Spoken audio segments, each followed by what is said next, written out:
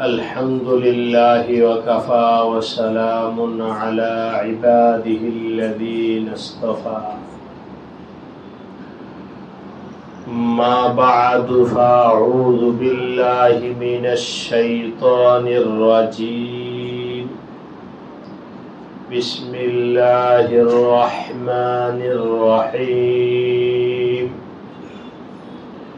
أم كنتم شهداء إذ حضر يعقوب الموت إذ قال لبنيه ما تعبدون من بعدي قالوا نعبد إلهك وإله آبائك إبراهيم وإسماعيل وإسحاق إلها واحدا ونحن له مسلمون آمنت بالله صدق الله مولانا العظيم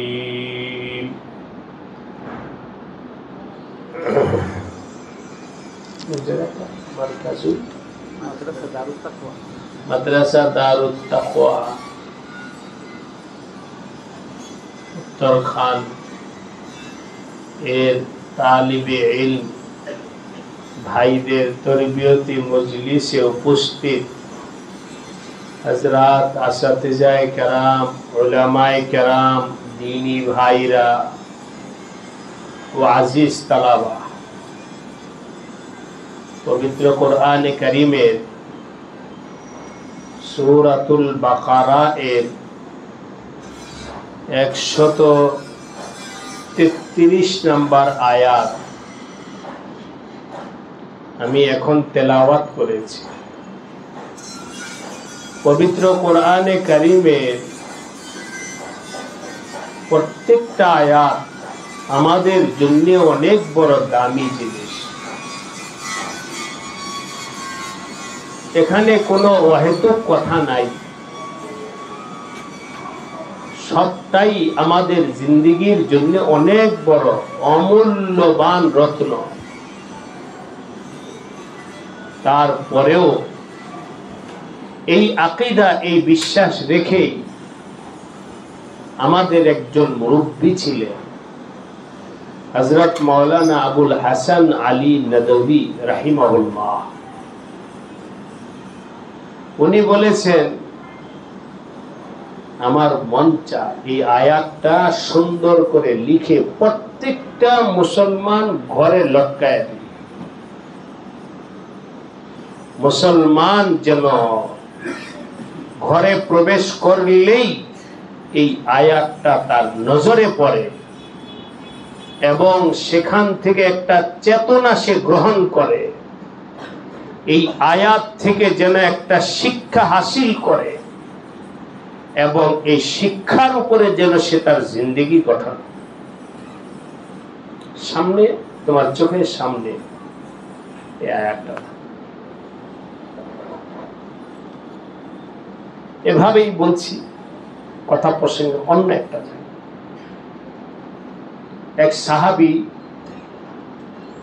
আরবি গ্রাম্য সাহাবী, নবী আলাইহিস সালাতু ওয়াস সালামের কাছে এসে দরখাস্ত করল, ইয়া রাসূলুল্লাহ,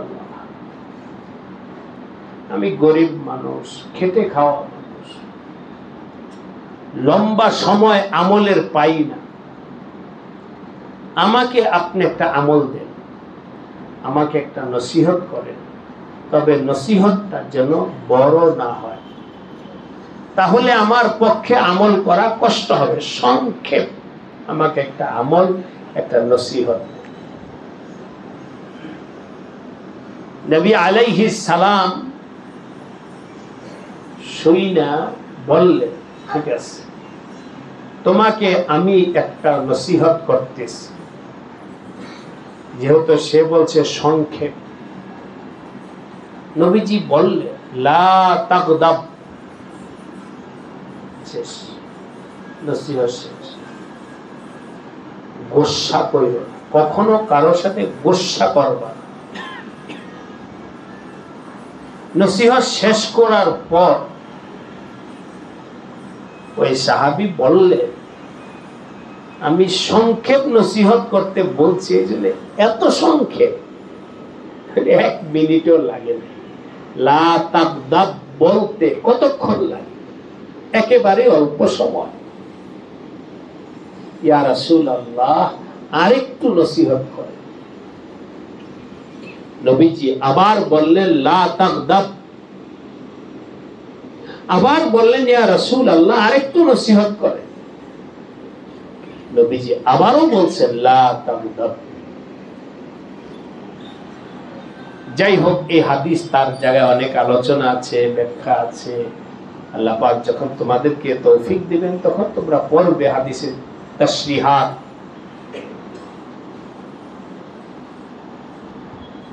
কেন নবী আলাইহিস সালাম তাকে বললেন? কারণ নবী আলাইহিস সালাম বুঝতে পেরেছেন যে তার ভিতরে গোসার রোগ আছে। এটা যদি ঠিক হয় তাহলে অন্য সব রোগগুলো ঠিক হয়ে যাবে। এই জন্য নবী আলাইহিস সালাম লা তাগদাব বললেন। আসলে গুসা এটা মানুষের জন্য অনেক বড় ক্ষতিকারক একটা রোগ। তোমাদেরও হয়, আমাদেরও হয়, সবারই হয় কম বেশি। এটাকে নিয়ন্ত্রণ করার গুরুত্ব, ফজিলত ইসলামে অনেক আছে। বহুত। একবার মক্কা শরীফ থেকে মদিনায় যাইতেছিলাম, গাড়িতে বসা, একটা স্কুলের পাশ দিয়ে যাইতেছিল। স্কুল মানে মাদ্রাসা স্কুল, বিদেশের মাদ্রাসা মানেই হলো স্কুল। এর দেয়ালে অনেকগুলো নসিহত লেখা আছে। তার মধ্যে একটা নসিহত আমার ওই গাড়ির ভেতর থেকেই দেখলাম যে নসিহত লেখা, আল গাদাবু বিদায়াতুহু জুনুনুন। কি বলো তো দেখে তোমরা? গোসাটা শুরুই হলো পাগলাম, ও নিহায়াতুহু নাদামাতুন। বলো দেখি। শুরু পাগলামি, শেষ হলো লজ্জিত। কি বলো ভাই, আমার মাথাটা ঠিক ছিল না, বলে বলেছি, মাফ করে দাও। এই যে দেখো লজ্জিত হতে। যাই হোক, এটা একটা বড় রোগ। এটার সম্পর্কে ইসলাহ সবার হওয়া উচিত। আমাদের এক মাদ্রাসা আছে শেরপুর, মারকাজুল কোরআন, শেরপুর শহরে। ওই মাদ্রাসার অফিসে দোতলায় ওঠা মরে মরে সব জায়গায় লেখা লা তাগদাব, লা তাগদাব, লা তাগদাব। আমি মাদ্রাসার মধ্যে মাওলানা রিদওয়ান বলে, মাশাআল্লাহ, হাদিসের বাস্তব আমল। নবী আলাইহিস সালাম তাকে বলতে লা তাগদাব, লা তাগদাব। আপনার সব জায়গায় লিখে রাখছেন, বহুত বেহতরিন কাম। প্রত্যেকটা ছাত্র উঠবে আর বলবে, এমনকি মাত্র ছাত্র বলবে বানান করে দিলে আস্তে আস্তে করবে তাগদাব। চমৎকার একটা হাদিসের উপরে, বিশাল বড় জামে হাদিসের উপরে পুরা মাদ্রাসার ছাত্রদেরকে উঠে নজরে পড়ছে। খেয়াল করে নাই না? সব জায়গায় খুব খুশি লাগলো। হযরত সৈয়দ আবুল হাসান আলী নদভী রাহমাতুল্লাহ আলাইহি আয়াতটা লিখে রাখো ঘরের মধ্যে, দেয়ালের মধ্যে সুন্দর করে লিখে রাখো। হার দম তোমাকে ওই আয়াত বলবে। কি বলবে? এখানে দুইটা ফরিক, আল্লাহ পাক এখানে দুই ফরিকের দুইটা নসিহত করছে। একটা তবকা হলো আসাতেজাদের, একটা তবকা হলো অভিভাবকের, একটা তবকা হলো মা বাবার। এসব এক তবকা, এক শ্রেণী। আরেকটা তবকা হলো ছাত্রদের, তালিবে ইলমদের, ছেলেদের, মেয়েদের, সন্তানদের। দুই তবকাকে আল্লাহ পাক দুইটা নসিহত করছে। প্রথম তবকা অভিভাবক, উস্তাদ, মা বাবাকে নসিহত করে বলছেন, এই মা বাবারা, এই উস্তাদ শোনো, নসিহত হাসিল করো হযরত ইয়াকুব আলাইহিস সালাম থেকে। আম কুনতুম শুহাদা, তোমরা কি ছিলে ওই সময় উপস্থিত যখন সাইয়্যিদনা ইয়াকুব আলাইহিস সালাম মৃত্যু শয্যায় শায়িত। ইদ হাদারা ইয়াকুব আল মাউত, তর্জমা হলো যখন ইয়াকুব আলাইহিস সালাম মৃত্যু শয্যায় শায়িত তখন তিনি নিজের সন্তানদেরকে ডাকাইছেন, বসো নসিহত আছে। আমি যতদিন বাইচা ছিলাম ততদিন তো তোমাদেরকে নিগরানি করে লালন পালন করেছি, তরবিয়ত দিছি, সন্তানদেরকে বলতেছি, সন্তানদের খোঁজ খবর সবকিছু রাখছি আমি। আমার জীবদ্দশায় তোমাদের জীবনটা আমার সামনে ছিল, লেকিন আমি মৃত্যুর পর তোমরা কি করবে এটা আমার সাথে ওয়াদা করো। মা তা'বুদুনা মিন বাদি, এই প্রশ্নটা কে করেছেন? তাদেরকে ইয়াকুব আলাইহিস সালাম নিজের দায়িত্ব তাকমিলে পৌঁছাইতেছে। আমি মৃত্যুর পরে তোমরা কি করবে বলো। মা তা'বুদুনা মিন বাদি, হযরত ইয়াকুব আলাইহিস সালাম এখানে যেমন বলছেন ঠিক এমনি ভাবে যদি আমরা তালাশ করি বহুত নবীদের ব্যাপারে পাবো। খুদ আমাদের নবী আলাইহিস সালাম বিদায় হজের ভাষণে উম্মতকে একত্রিত করে বলছেন, হাল বাল্লাগতু, বলো আমাকে আল্লাহ পাক যে দায়িত্ব দিয়ে পাঠাইছেন, তোমাদের কাছে যে আমানত দিয়ে পাঠাইছেন, আমি কি তোমাদের কাছে আল্লাহ পাকের সে আমানত বুঝাইতে পৌঁছাইতে পারছি? বলো তোমরা। আমাদের নবী আলাইহিস সালাম সমস্ত উম্মত থেকে ওই সময় স্বীকৃতি নিছেন, হাল আদাইতুল আমানা ওয়া বাল্লাগতুর রিসালা, ক্বালু বালা ইয়া রাসূলুল্লাহ। সমস্ত সাহাবায়ে কেরাম ওই সময় সমস্বরে বললেন, বালা অবশ্যই, ইন্নাকা কাদ আদাইতাল আমানা ওয়া বাল্লাগতার রিসালা, আপনি আমাদের কাছে সব পৌঁছে গেছে। সাহাবায়ে কেরাম যখন সমস্বরে এই কথাটা বললেন, নবী আলাইহিস সালাম আবেগ আপ্লুত হয়ে চোখের পানি ছেড়ে আঙ্গুল আসমানের দিকে উঠায় বলেন, আল্লাহুম্মা শাহাদ, আল্লাহ তুমি সাক্ষী, তুমি আমাকে যে দায়িত্ব দিয়ে পাঠাইছো, যাদের কাছে পাঠাইছো তারা বলতেছে আমি আমার দায়িত্ব পালন করেছি। আল্লাহুম্মা শাহাদ, হে আল্লাহ তুমি সাক্ষী থাকো। সুতরাং আজ এভাবেই মুযাকারা, আমাদের বয়ান মূল মাকসাদ আমাদের।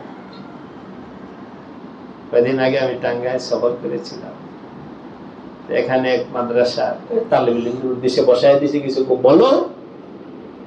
তো এখানে মুআম্মার মুরব্বী আছেন, উনি মুফতি শফি সাহেব রহমতুল্লাহ আলাইহির ছাত্র, 10 বছর হযরত মুফতি শফি সাহেব রহমতুল্লাহ আলাইহি খেদমত করেছেন। মুআম্মার মুরব্বী আমার সাথে, ওনার সাথে মহব্বতের একটা তাল্লুক আছে। আমি বললাম, হুজুর যদি বেয়াদবি মনে না করেন একটা প্রশ্ন আমি আপনাকে করতে চাই।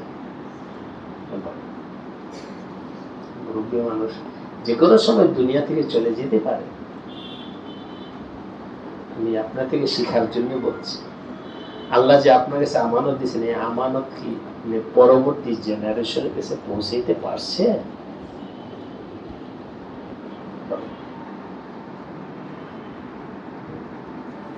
আমাকে আসাতেজা, অভিভাবক, তাদেরকে আল্লাহ পাক যে দ্বীনের আমানত দিয়েছেন, ওই আমানত পরবর্তী জেনারেশনের কাছে পৌঁছাইতে পারছি, এটা আমার কাছে ইয়াকুব আলাইহিস সালাম, আমাদের নবী আলাইহিস সালাম নিজে বিদায় নেওয়ার আগে সেই চেতনাটা তাদের মধ্যে ছিল যে আমি পৌঁছাতে পারছি। এখান থেকে আমরা আসাতেজে কেরাম শিক্ষা নিতে পারি, আল্লাহ পাক আমার কাছে আমার উস্তাদরা যা পৌঁছেছেন, আমি কি আমার ছাত্রদেরকে এটাতে পৌঁছাতে পারছি কিনা? আমার উস্তাদগণ আমাকে যা শিখিয়েছেন, আমি কি আমার ছাত্রদেরকে সেটা শিখাইতে পারছি কিনা? এটা হলো এই আয়াত থেকে অভিভাবক, আসাতেজা সবার শিক্ষার অংশ। এবার আসি তালিব ইলম ভাই, তোমাদের শিক্ষা কি? কালু, কি বলো তো দেখি? এরপরে না'বুদু। কালু, হযরত ইয়াকুব আলাইহিস সালামের সন্তানরা বলল, কালু না'বুদুল্লাহ। বলেন আমরা কেন আল্লাহর ইবাদত করব? বলেন কি বলছে? না'বুদু ইলাহাকা, না'বুদু এরপরে ইব্রাহিম, এরপরে ইসমাইল, এরপরে ইলাহুম ওয়াহিদা। আমরা তো আপনার মাবুদের ইবাদত করি। আপনার আদর্শ, ইব্রাহিম আলাইহিস সালামের আদর্শ, ইসমাইল আলাইহিস সালামের আদর্শ, ইসহাক আলাইহিস সালাতু ওয়াস সালামের আদর্শের উপরে ইবাদত করবে। সানাত নিজে বানায়া, আল্লাহ বানায়া কাউকে ইবাদত করব না, আপনার মাবুদের ইবাদত করব।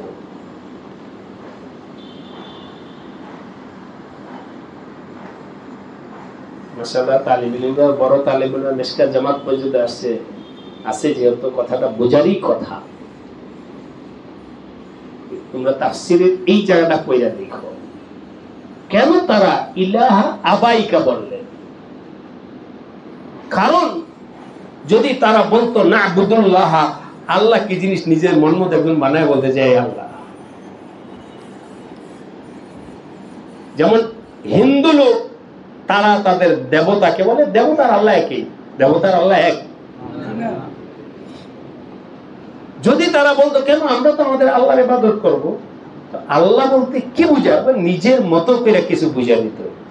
তারা বলছে না না, আমরা আমাদের নিজের মতো করে কিছু করব না, আমরা ইবাদত করব ওই মাবুদের, যেই মাবুদের ইবাদত করতে আপনারা বাপ দাদা পূর্বসূরি যদি হক এর উপরে থাকে, তো তাদের তাকলিদ, তাদেরকে মাইনা চলা, এটা হলো সিরাতে মুস্তাকিমের অন্যতম আলামত। ইহদিনাস সিরাতাল মুস্তাকিম, সিরাতে মুস্তাকিম কাকে বলে? সিরাতে মুস্তাকিম হলো সিরাতাল্লাযীনা আন'আমতা আলাইহিম। মুনআম আলাই কারা? মিনান নাবিয়িনা ওয়াস সিদ্দীকিনা ওয়াস শুহাদাই ওয়া হাসুনা উলাইকা রাফিকা। এই জন্য আমার তালিব ইলম ভাইদেরকে এই লম্বা আলোচনার দ্বারা আমি যে কথাটা বুঝাইতে চাই, তোমরা মাদ্রাসায় কেন ভর্তি হয়েছ, এক একজন এক এক ভাবে বলতে পারো, এক একজন এক এক ভাবে তাবির করতে পারো। তবে আমি একটা কথা বলি, আল্লাহর দ্বীন শিখার জন্য মাদ্রাসা আছে। কি জন্য? সার্টিফিকেট, মাওলানা হব, হাফেজ হব, এগুলো কোনো বিষয় না। আমি আল্লাহর দ্বীন শিখার জন্য আসছি। বলো কি শিখতে আসছি? দ্বীন শিখবো কিভাবে? সাল্লু কামা রাআইতুমুনি উসাল্লি।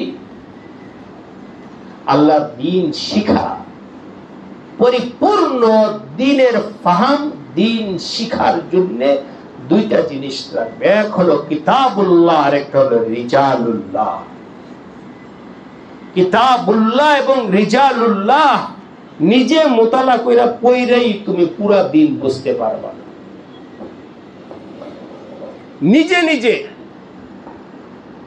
পুরা দিন পড়ে হবে না, পড়তে হবে উস্তাদের কাছে। ইলাহা আবাই, বুঝে আসছে? ইলাহাকা ওয়া ইলাহা আবাই, পড়তে হবে উস্তাদ থেকে। সুতরাং মাদ্রাসায় প্রত্যেক তালিবুল ইলমে আজম সংকল্প নিজের দিলের মধ্যে বসাও, আল্লাহ দিন শিখতে আসে, আর দিন শিখার অন্যতম মাধ্যম হলো আমার উস্তাদ। অন্যতম মাধ্যম কে?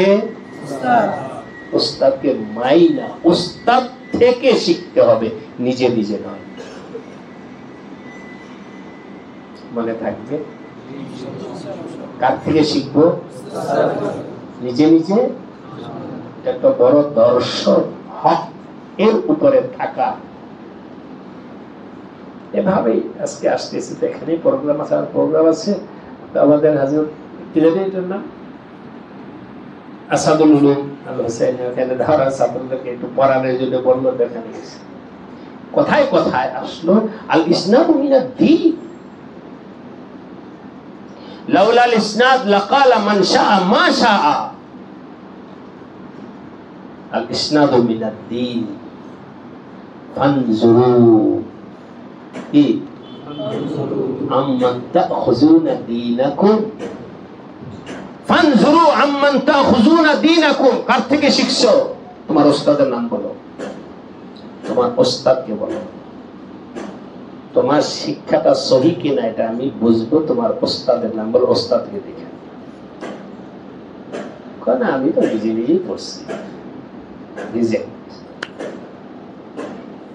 ফানজুরু আম্মান তাখুযুনা দীনাকুম, কার থেকে শিখছো?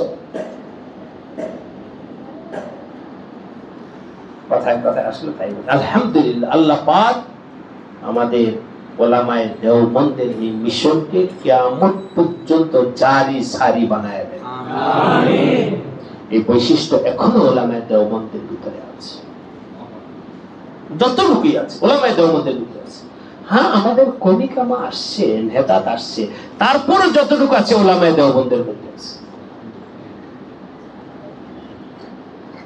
তালিবুল ইলমদেরকে বোঝানোর জন্য মজাক করে বললাম, তোমরা আবার উল্টা বুঝো না, সহিটা বোঝার চেষ্টা করো। বুখারী শরীফ পড়াইতেছে একজন উস্তাদ, কথা কথা বল, হাদিস কি ওয়াফুল লুহা, দাড়িকে লম্বা বানাও। কে বলছেন? কে বলছেন? কোন কিতাবে আছে? পড়াইতেছে উস্তাদ, বুঝে নাই? যিনি পড়াইতেছেন তার দাড়ি কি হাদিস কোরআনের সাথে জিন্দেগি মিলছে? আপনার কাছে আমি পড়ব না, আপনাকে আমি ওস্তাদ বানাবো না। ফানজুরু আম্মান তাখুযুনা দীনাকুম, আপনাকে আমি ওস্তাদ বানাবো। ফানজুরু আম্মান তাখুযুনা দীনাকুম, আপনাকে আমি ওস্তাদ বানাইতে পারি না, আপনাকে আমি শিক্ষক বানাইতে পারি না, আপনাকে আমি আইডল বানাইতে পারি না।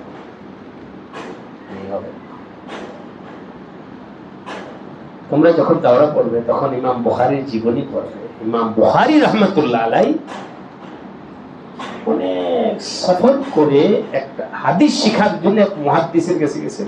অনেক যাওয়ার পরে গিয়া দেখেন ওই ওস্তাদ, ওনার বাড়ি একটা ঘোড়া ছুটে গেছে, উনি ঘোড়াটা ধরার জন্য দৌড়াইতেছেন, পারতেছেন না। ঘোড়া তো ঘোড়ার সাথে মানুষ দৌড়ে পারে না সবাই, কি করবেন, কিভাবে ধরবেন? উনি একটা কাপড় দিয়ে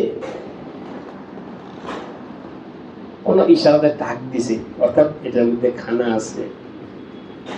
তো ঘোড়াটা ভাবছে যে খানায়, এটার জন্য খানায়। যখন ঘোড়াটা কাছে আসে, আস্তে উপর লাগাম ধরে এটা ছেড়ে দিচ্ছে, কি নেই, চারা নেই। ইমাম বুখারী দূর থেকে দাঁড়া দাঁড়া দেখছে, ওনাকে ওস্তাদ বানানো যাবে না। ওনার থেকে হাদিস শিখতে আসছিলাম, ওনাকে কি বানানো যাবে না? वही से चला गया। উস্তাদ দেখা ডাক, এই বাবা দাঁড়াও দাঁড়াও, তুমি কোথায় থেকে আসছো? অমুক যাবেন। কেন? আপনার কাছে হাদিস শিখতে আসছিলাম।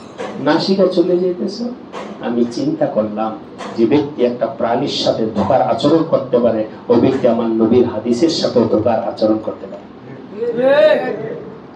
একে আমি কি বানাইতে পারি না, আপনাকে আমি ওস্তাদ বানাবো না। আপনার উপরে আমার আস্থা নষ্ট হয়ে গেছে, আপনাকে আমি ওস্তাদ বানাবো না। ফানজুরু আম্মান তাখুযুনা দীনাকুম, ফানজুরু আম্মান তাখুযুনা দীনাকুম, তুমি কার কাছে পড়তেছো তাকে দেখো। আল ইসনাদু মিনাদ দীন। যাই হোক আজিজ তালাবা, বলতেছিলাম দ্বীন পরিপূর্ণ শিক্ষা হবে কিভাবে? উস্তাদ থেকে। বলো দেখি, কার থেকে? কিভাবে নয়? নিজে নিজে। আবার বলো, নিজে নিজে নয়। কার থেকে শিখবো? উস্তাদ থেকে শিখলে সঠিক হবে, নিজে নিজে শিখলে বেঠিক হবে। একটা সবক মনে থাকবে ইনশাআল্লাহ। আরেকটা কথা বলবো, বলার আগে মাঝখানে আরেকটা নাম বলবো না। মাওলানা সাহেবের সাথে আমার একটা দ্বীনি মাসলা নিয়ে ইখতিলাফ হয়েছে। আমাকে বলল যে আপনি আমার কথাটা মানেন না কেন, মাসলাটা মানেন না কেন? হুজুরা জানে আমি দলিল আদিল্লা সহ মাসলাটা লিখছি, আপনি আমার মানেন না কেন? আপনার দলিল আদিল্লা দেন দেখি, দেন করে দেখি। আচ্ছা ঠিক আছে, আগামীকাল দেব। বিশাল বড় মাকালা, যে কোনো একটা মাসলা, সে মাসলার নাম বলতে অসুবিধা, ব্যক্তির নাম না বললে। অর্থাৎ ডেস্টিনি ব্যবসা, ডেস্টিনি জায়েজ কিনা, এটা একটা মুস্তাকিল ব্যবসার একটা অধ্যায় আছে, হুজুরা জানেন। আমি বললাম ডেস্টিনি না জায়েজ, উনি হলেন জায়েজের পক্ষে, উনি মাকালা লিখছেন। তো যখন মাকালা লিখছেন আমার কাছে পেশ করছেন, আমি বললাম শোনেন, কষ্ট হচ্ছে? আমি বললাম এটা আমি পড়ব, পড়ার পর এখানে যদি কোনো একটা পয়েন্ট এমন থাকে যেটা আমি বুঝলাম না, হতেও পারে, তখন আমি আমার উস্তাদ থেকে বই যা এরপরে মন্তব্য করব, এরপর আপনার জবাব দিন। উনি বললেন এই যে একটা ভুল কথা বললেন। কেন? আপনি আলেম, আপনি মুফতি, আপনি ওস্তাদ, আপনি পড়াইতেছেন, আপনি আবার ওস্তাদের কাছে যাওয়ার দরকার কি? আপনার কিতাব আছে না, না বুঝলে লোগাত দেখবেন, তা কি করবেন? কিতাব দেখবেন, ওস্তাদের কাছে যাওয়ার দরকার কি? না আমার তো বহুত ওস্তাদ আছে, আমার লিকুল্লি ফাওকা যিকুল্লি ইলমিন আলিম, যার উপরে নাই তিনি কে? আল্লাহ।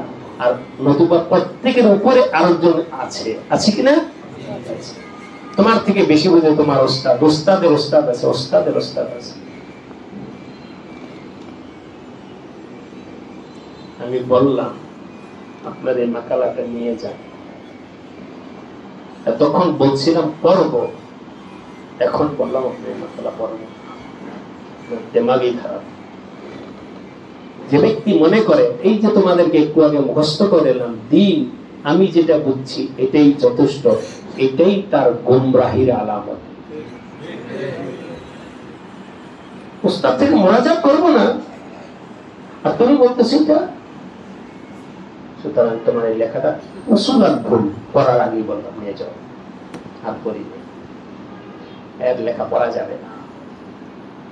কুল্লু ইনাইন ইয়াতারাশাহু বিমা ফি, যার জেহনিয়ত যেমন তার মাথা থেকে ওরকমই বের হয়। ইনশাআল্লাহ আজকে তোমাদের যে সবক, এই সবক হলো দ্বীন শিখবো কার কাছে? নিজে নেওয়া। মনে থাকবে? আল্লাহ তোমাদের সবাইকে তৌফিক দান করে। এই জন্য তো মাদ্রাসায় আসছো, নতুবা তো বাসায় বসে পড়তে পারতাম, নেটে, মোবাইলে, ফেসবুকে, অমুকে তোমাকে। করোনা ভাইরাস আমাদেরকে অনেক কিছু শিখিয়ে গেছে। কি ফেসবুকের মাধ্যমে দর্শ চলছে কিছুদিন, মা বাবা দেখছে এটা হাসর কি হয়, হবে না। স্কুল কলেজ ওয়ালারাও বমি করছে যে না নেবে, হবে না। ওস্তাদের সামনে যাওয়া লাগবে, ওস্তাদের সামনে যাওয়া লাগবে, তাড়াতাড়ি খোলো, লকডাউন উঠাও। এসদিন স্কুলে আবার কোন কোন মাদ্রাসা এরকম করছিল, কিসের মাধ্যমে?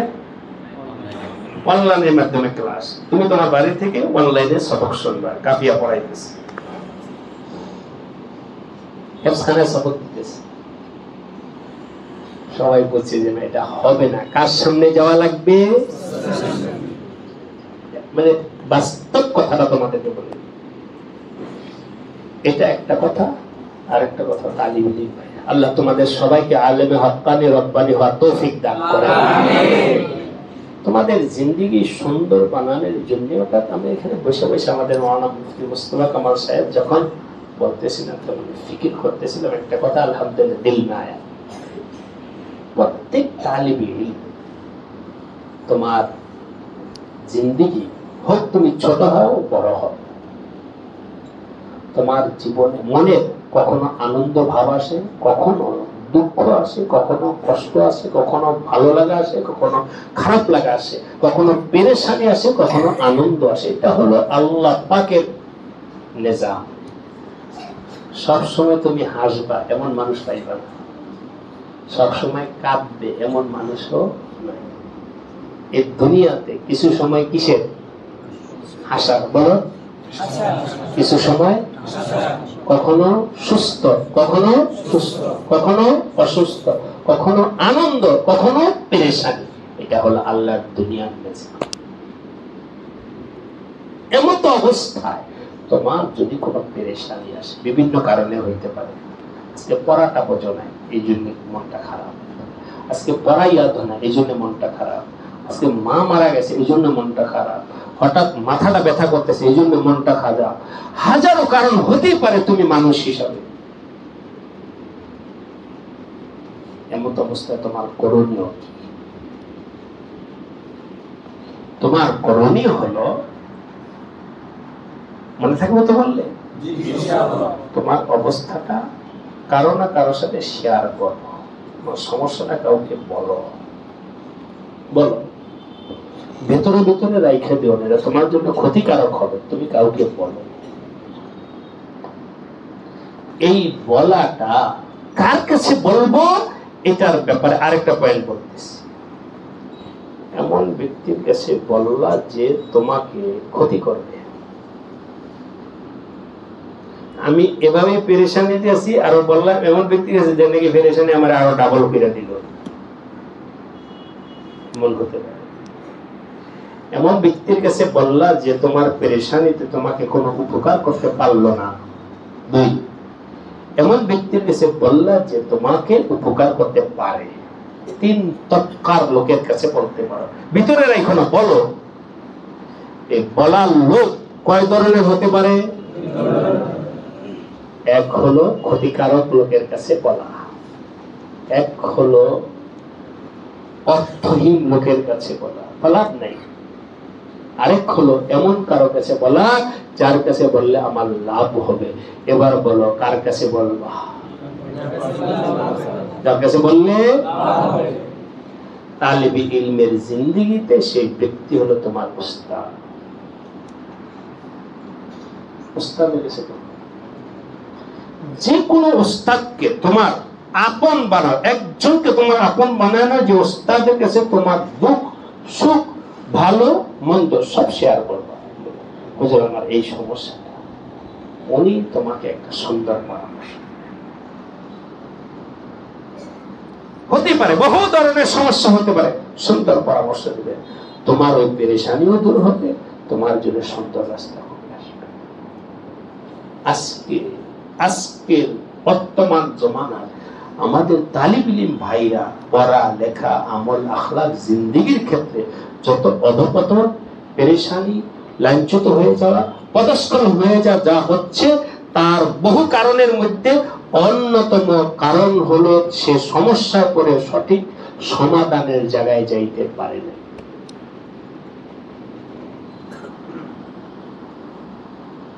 পড়াইয়া ধরেনি, মনটা খারাপ। বলছে আরেকজন এমন চলে গেছে, হ্যাঁ ও পড়া পারে,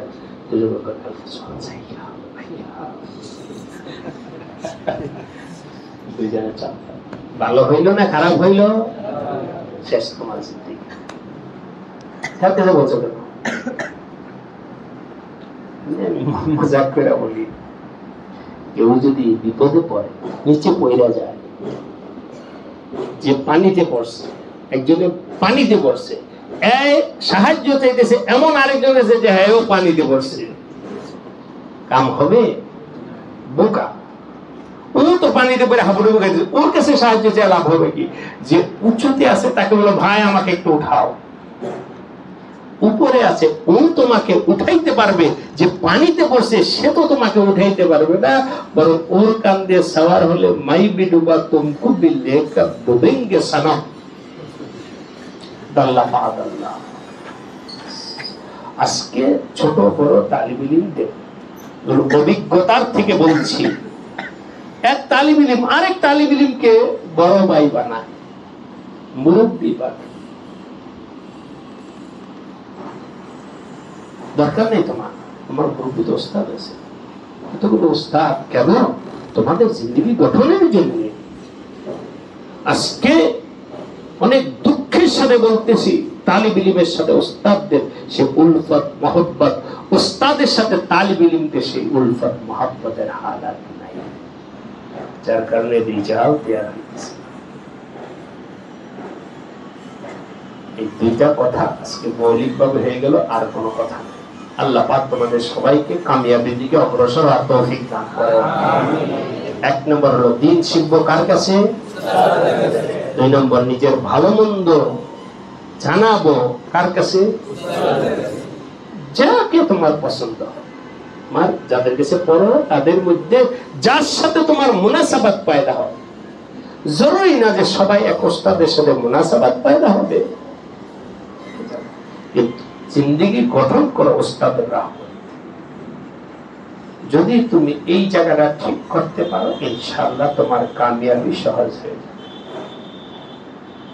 আর না হলে খাসিরাত দুনিয়া ওয়াল আখিরাহ, দুনিয়া আখিরাত সব। আল্লাহ পাক তালিব ইলম ভাইদেরকে কবুল করেন, এই মাদ্রাসাকে কবুল করেন, আসাতিজা কেরামদেরকে কবুল করেন, বিশেষ করে